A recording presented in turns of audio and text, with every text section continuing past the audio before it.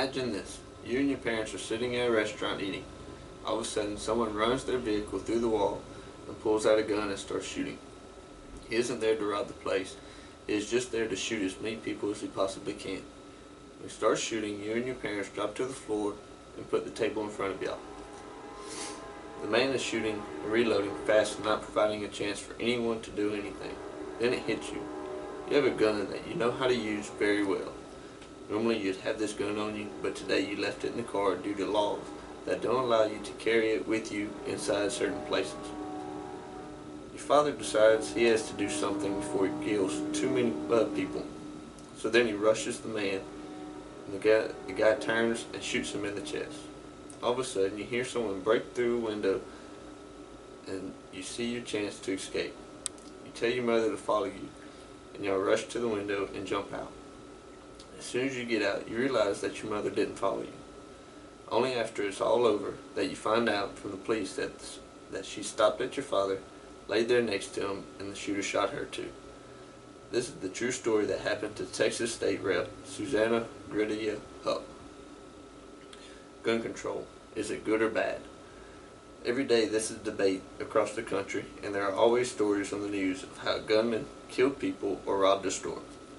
What we never hear about is the story of someone that protected themselves with a gun, or a store that didn't get robbed because the cashier had a gun to ward off the robber. Many more of these stories happen every day.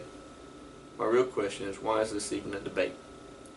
Our Constitution states that in the Second Amendment that well-regulated militia, being necessary to the security of the free state, the right of the people to keep and bear arms, shall not be infringed. Because of this statement, every United States citizen is allowed to own guns. Some say that this is intended for the military or the National Guard, because they are the militia. Well, the definition of militia is a military force that is raised from the civil population to supplement a regular army in an emergency. The National Guard is the regular army. If that isn't enough to settle the debate, how about a few facts to prove why guns are not so bad? In 2007, there was a chart made of fatal accidents of that year. There were 613 fatal firearm accidents in the United States that year. Wow, that's a lot. Well, actually it was only 0.5% of 123,706 fatal accidents. The most fatal accidents for the year were with motor vehicles, almost 35% of 123,706 fatal accidents. I don't hear anyone saying anything about taking away cars because they are bad and kill people, but yet they kill way more than guns. How about this one? In 1982, a survey of male felons in 11 state prisons across the U.S. found that 34% had been scared off, shot at, wounded, or captured by an armed victim. 40% had decided not to commit a crime because they knew or believed that the victim was carrying a gun. 69% personally knew other criminals who had been scared off, shot at, wounded, or captured by an armed victim. Just think, if every felon met someone with a gun, then imagine how much less crime could be. So let's look at a couple cities in the United States specifically. In Washington, D.C., from 1976 to 2008, they prohibited residents from possessing handguns and required that all firearms in private homes be kept unloaded and either be disassembled or have a trigger lock. While that law was in effect, crime averaged 73% higher than it was without the law. Sounds like Washington, D.C. should know best about no gun control. In Chicago, in 1982, they issued a ban on handguns. In 2005, 96% of the firearm victims in Chicago were killed with handguns.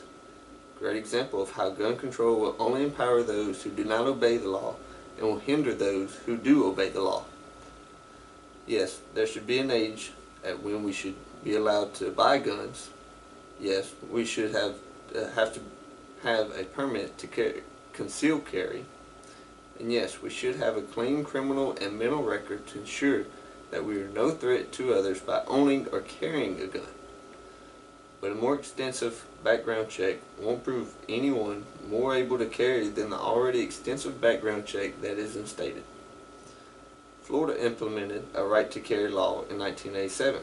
Since this law, the murder rate has averaged 36% lower than it was before the law took effect.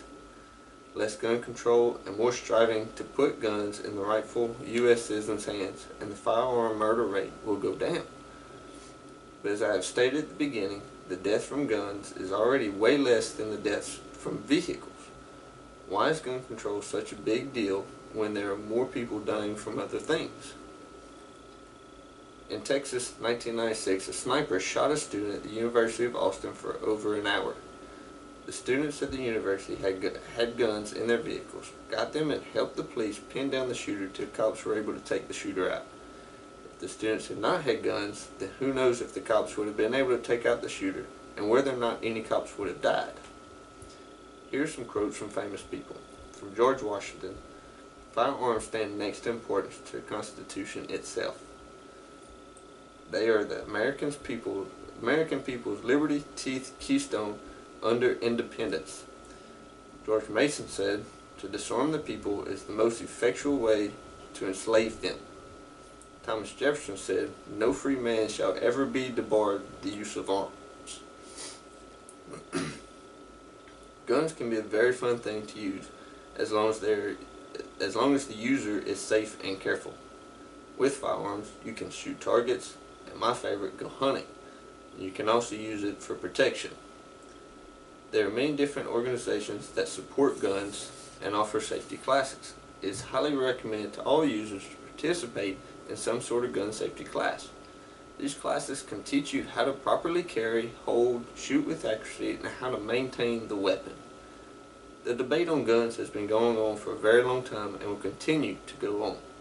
It is a very simple matter that should never even have to be discussed, but it is. All the proof of why guns are not bad is there. The facts do not lie. I hope that this speech will help to better your argument against gun control, or if you were in favor of gun control, then I hope that I may have changed your opinion some. No matter if we take away guns or not, people will always try to kill people and will find a way to do it. So let's try to stop murder by not trying to take away the murder weapon, but by placing a self-defense weapon in the victim's hands. In the words of George Washington, a free people ought to be armed